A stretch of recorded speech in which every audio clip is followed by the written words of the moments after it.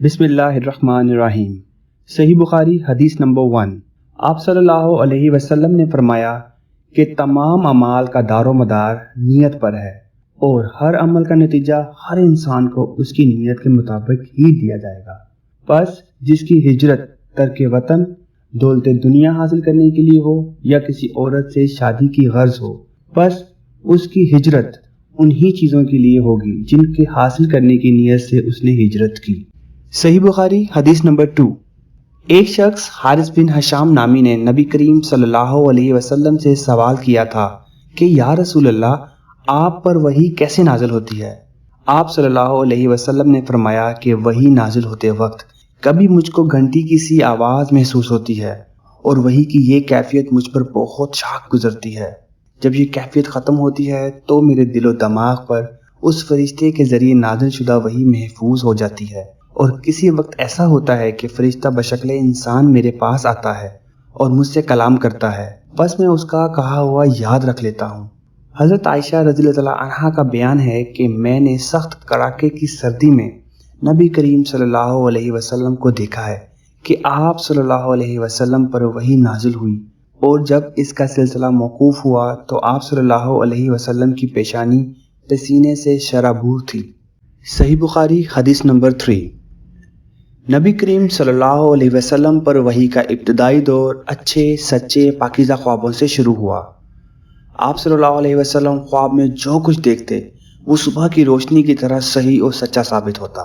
پھر من جانب قدرت آپ صلی اللہ علیہ وسلم تنہائی پسند ہو گئے، اور آپ صلی اللہ علیہ وسلم نے غار ہیرا میں خلوت نشینی اختیار فرمائی، اور کئی دن اور رات وہاں مسلسل عبادت اور یاد الہی ذکر و فکر میں مشغول رہتے۔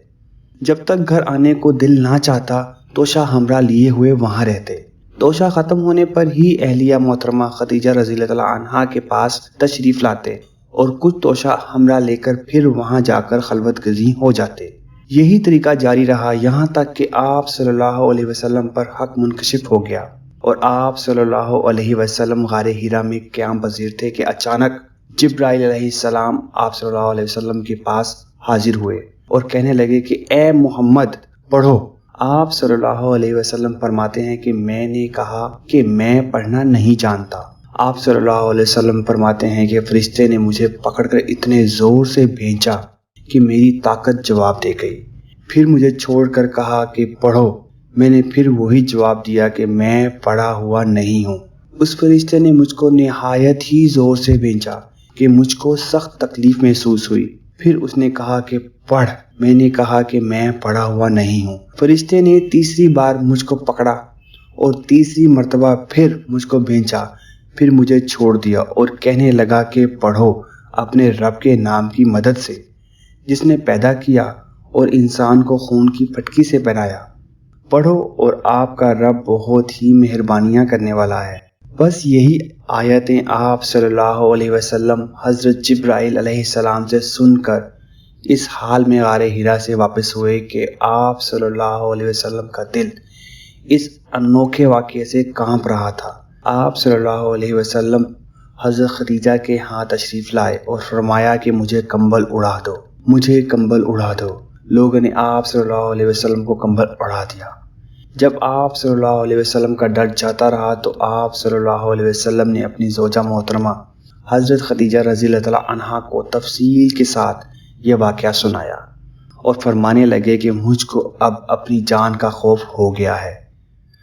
آپ صلی اللہ علیہ وسلم کی اہلیہ محترمہ حضرت خدیجہ رضی اللہ تعالیٰ عنہا نے آپ صلی اللہ علیہ وسلم کی ڈھارس بندھائی اور کہا کہ آپ کا خیال صحیح نہیں ہے، اللہ کی قسم آپ کو اللہ کبھی رسوا نہیں کرے گا۔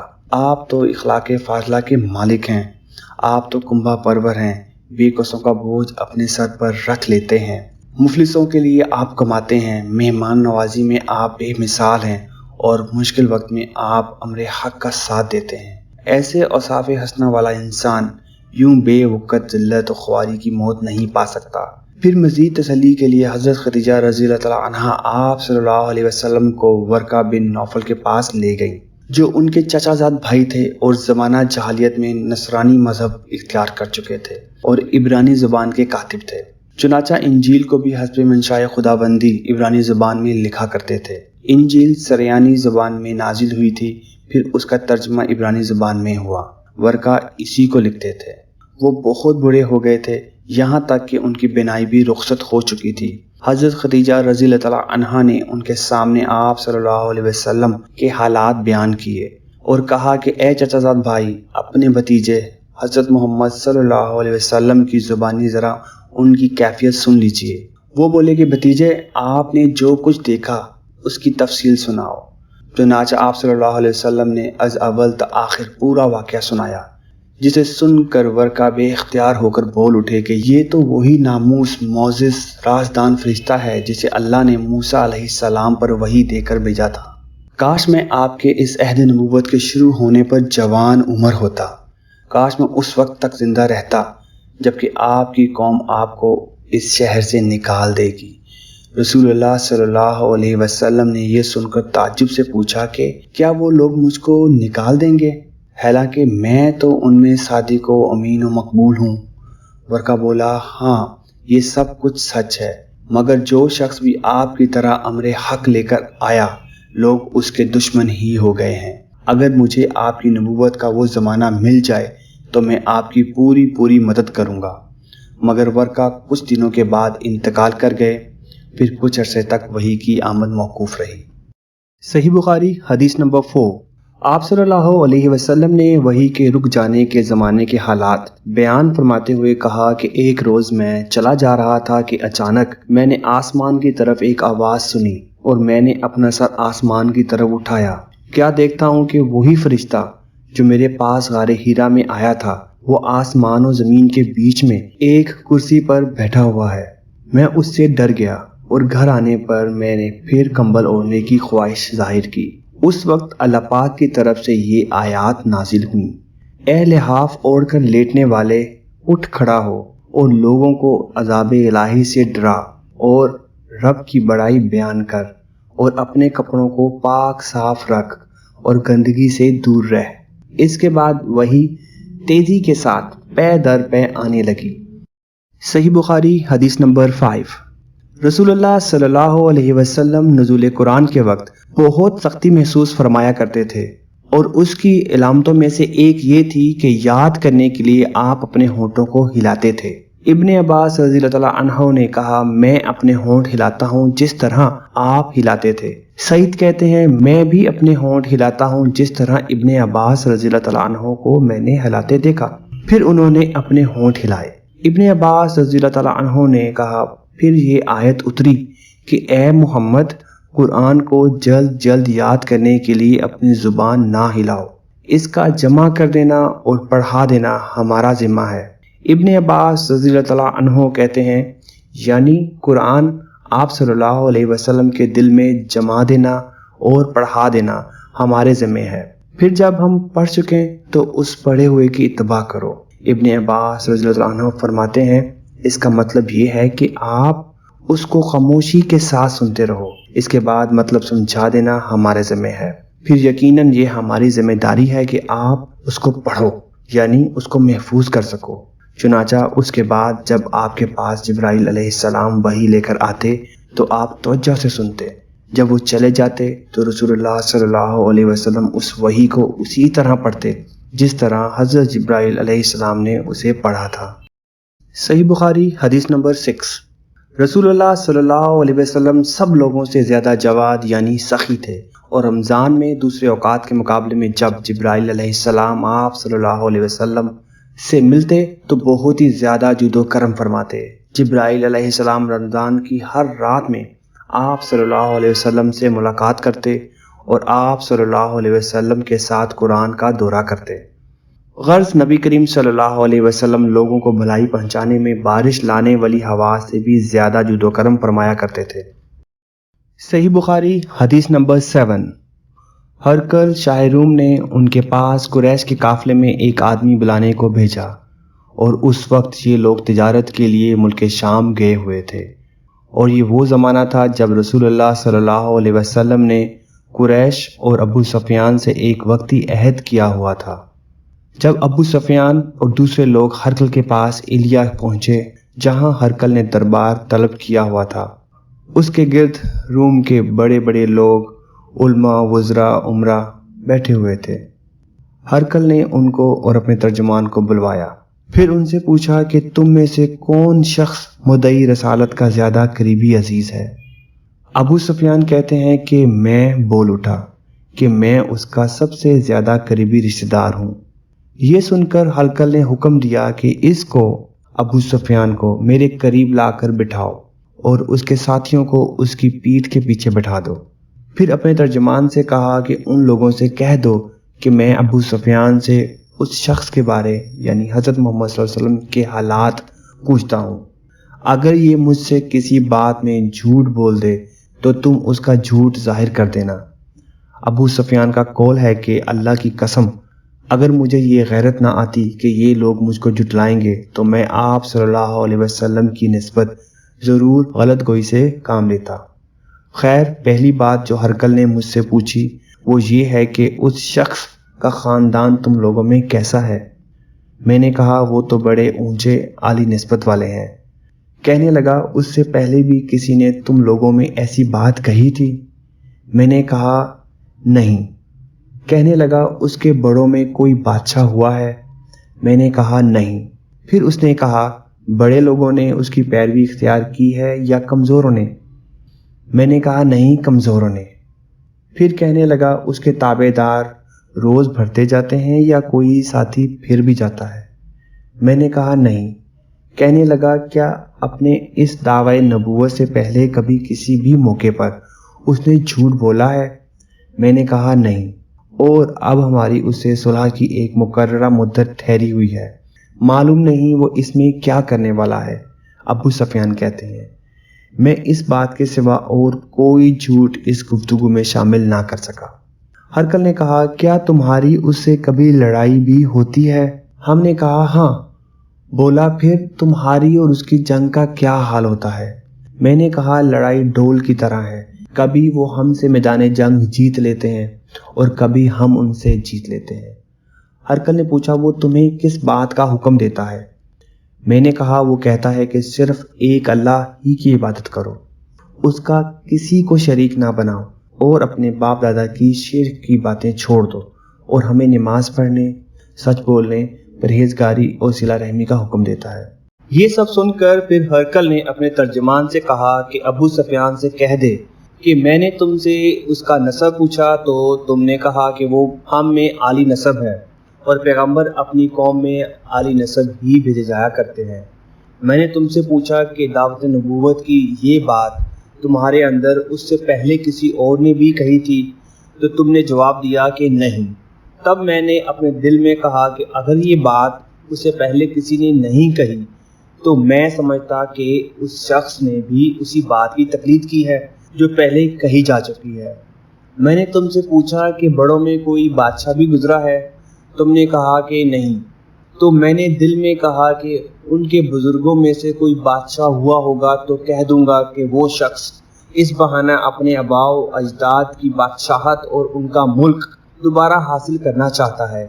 اور میں نے تم سے پوچھا کہ اس بات کے کہنے یعنی پیغمبری کا دعویٰ کرنے سے پہلے تم نے کبھی اس کو دروغگوئی کا الزام لگایا ہے؟ تم نے کہا نہیں۔ تو میں نے سمجھ لیا کہ جو شخص آدمیوں کے ساتھ دروغ گوئی سے بچے وہ اللہ کے بارے میں کیسے جھوٹی بات کہہ سکتا ہے۔ اور میں نے تم سے پوچھا کہ بڑے لوگ اس کے پیروکار ہوتے ہیں یا کمزور آدمی؟ تم نے کہا کمزوروں نے اس کی اتباع کی ہے، دراصل یہی لوگ پیغمبروں کے متبعین ہوتے ہیں۔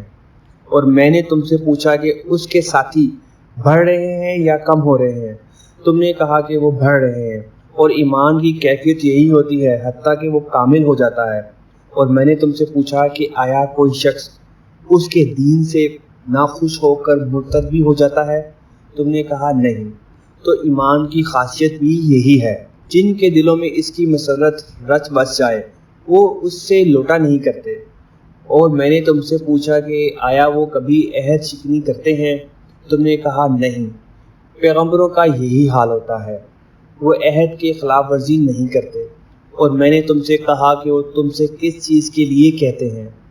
تم نے کہا کہ وہ ہمیں حکم دیتے ہیں کہ اللہ کی عبادت کرو اس کے ساتھ کسی کو شریک نہ ٹھہراؤ اور تمہیں بتوں کی پرستش سے روکتے ہیں، سچ بولنے اور پرہیزگاری کا حکم دیتے ہیں۔ لہٰذا اگر یہ باتیں جو تم کہہ رہے ہو سچ ہیں تو عنقریب وہ اس جگہ کا مالک ہو جائے گا جہاں میرے یہ دونوں پاؤں ہیں۔